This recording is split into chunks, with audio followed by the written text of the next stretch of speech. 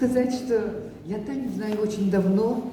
Я работала заведующей отделом культуры обкома партии, поэтому очень много художников многие знают. И хочу сказать, что в моем понимании художники были областью повышенной сейсмичности.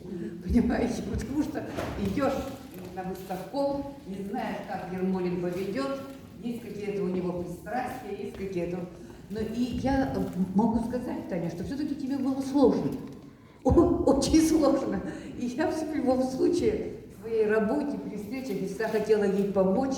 У меня есть несколько работ, и ты знаешь, да, и ранние работы, ты очень далеко ушла, но я хочу сказать, что эти работы также волнуют меня, как и все последующие работы.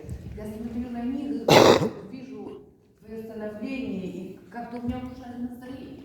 И я хочу сказать, что действительно эти работы так ложатся на человеческую...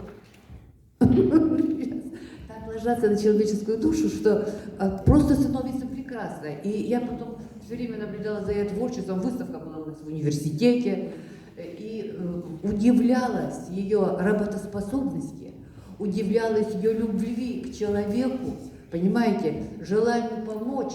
И я так же, как многие здесь уже выступали, вот она, просто люблю ее преданность Сыктывкару.